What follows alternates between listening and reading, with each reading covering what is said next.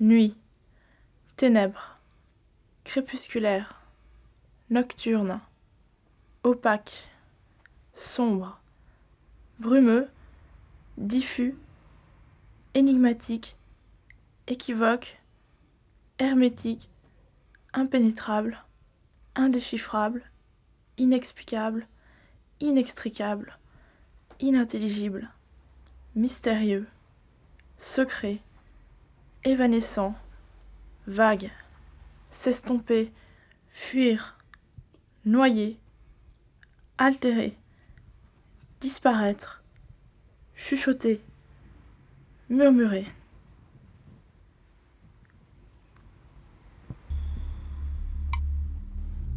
Je me laisse bercer par le tic-tac régulier du pendule à ressort qui martèle la nuit profonde.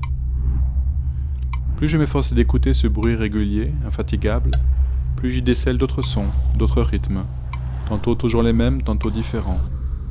Une différence minime, presque imperceptible, qui m'invite à prêter encore plus d'attention. Comme une spirale de sons qui aspire, comme une odeur de feu de bois qui évoque une multitude d'odeurs indéfinissables, et bizarres, des sons fugaces, certaines mélodies évanescentes, une sorte de symphonie inavouable, informe.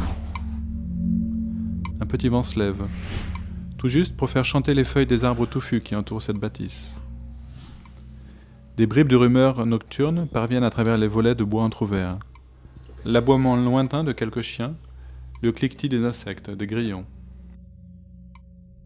Je prête volontiers les oreilles à ces murmures dont soudain je prends conscience avec ravissement, dans l'intention de les utiliser comme base pour ma prochaine symphonie.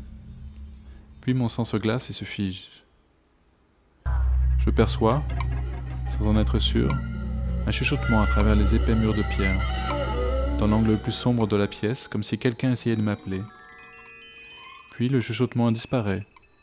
Il me vient à l'esprit maintenant que des fois dans la nuit, pendant mon demi-sommeil, une main furteuse caresse mes cheveux. J'en suis presque sûr, mais pas certain. Un effleurement à peine esquissé est déjà disparu, comme s'il n'avait jamais existé. Une fois, l'ombre blanche d'une jeune fille assise au pied de mon lit qui disparaît. J'attribue ces phénomènes à mon état de transe de création musicale, un phénomène qui m'est familier et annonciateur de bonnes perspectives. Soudain, je suis glacé de frayeur. Comme si un serpent s'était glissé dans mon dos, je ne peux pas bouger. Je ne veux pas bouger. Je suis pétrifié. Puis, aussi lentement que possible, je me retourne. Bonjour. Elle m'a dit bonjour, elle Je se dit m'appelle infirmière. Marie, je suis infirmière. Elle est habillée comme pour un bal. Serrez-moi les mains. Plus fort. Hein. Aïe, Oh, je vous ai fait mal. C'est à cause de vos bagues. ce n'est pas grave. Vous êtes à chaud. J'ai beaucoup de force dans les doigts et je serre très fort les mains de Je Marie. suis Elle a musicien. crié malgré elle.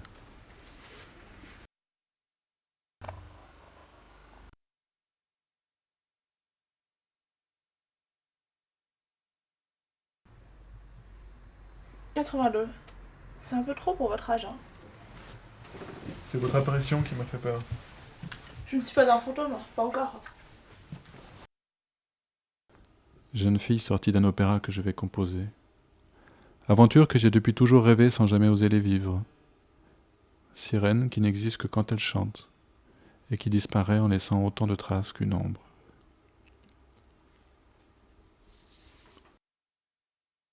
Vous avez bien dormi? J'attendais votre visite. C'est gentil. Hein. Votre poignet, je vais prendre votre pouls.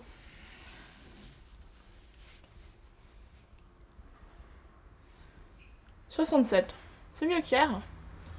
Vous avez l'air jeune. Votre sang doit être frais. Donnez-moi votre bras, je vais vous faire une prise de sang.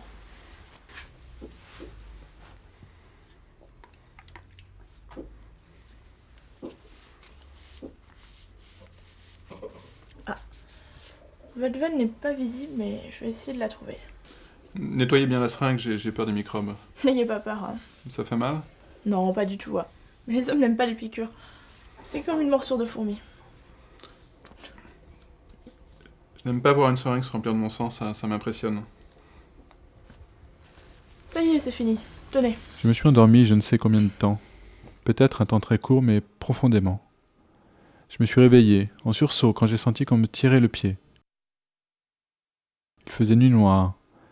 Seule quelques lueurs de lune blafardes. Soudain, j'ai vu une main Seulement une main toute blanche comme mon plâtre me serrait la cheville.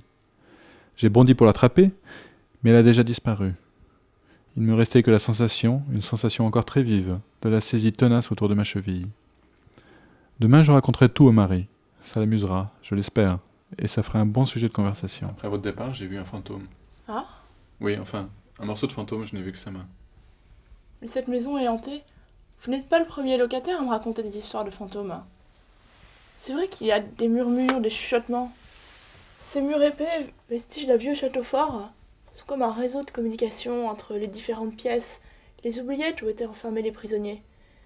Écoutez-les, ils tapent sur les murs comme pour transmettre un message. Et les couloirs, les cheminées, les canalisations sont comme autant de conduits acoustiques. Vous êtes compositeur, non? Oui, c'est mon métier. Vous êtes habitué au son? C'est mon expression, mon langage. Un son en appelle un autre? Voilà, c'est comme ça qu'on compose. Un mot, un autre, une phrase, une autre. Les idées s'enchaînent, les histoires s'inventent. On est maître de rien. Vous me ferez écouter un morceau de votre musique? Bien sûr, avec plaisir. Maintenant? Non, j'ai d'autres patients à voir, je suis pressée. Attendez. Et alors, vous êtes frappé de mutisme? Mais ce que j'ai à dire n'est pas facile à dire et à faire croire. Ce que je voudrais, ce que j'aimerais, c'est écouter votre corps. Votre demande est bien saugrenue. Mon corps ne vous dira strictement rien. C'est un corps qui parle un autre langage que sonore. Mais ne sait-on jamais? Peut-être pourrions-nous essayer? Peut-être pourriez-vous me dire ce que dit mon corps? Essayons.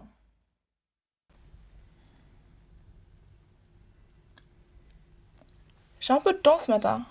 On peut bavarder quelques minutes si vous voulez. Vous êtes une infirmière bien étrange. Parce que je suis habillée comme une femme du monde? Parce que j'effectue mes visites à domicile? Parce que je ne vous fais pas payer?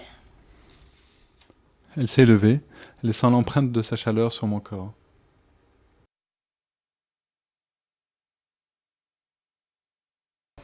Vous m'avez pris beaucoup de sang. J'en ai besoin, ça fait partie de la thérapeutique. Le tout ne vous fait-il pas penser à la jeune fille qui est la mort de Schubert?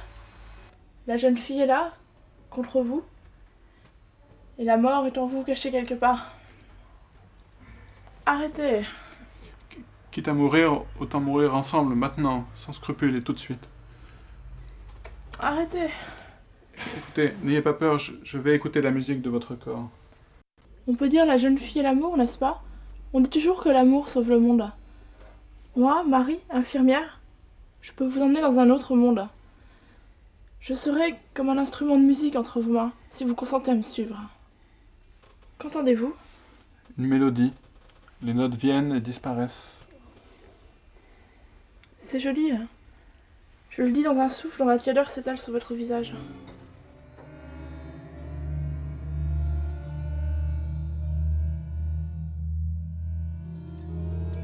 Il y a une ficelle et un nœud. Tirez sur la ficelle et vous aurez l'impression de tirer sur le fil d'Ariane.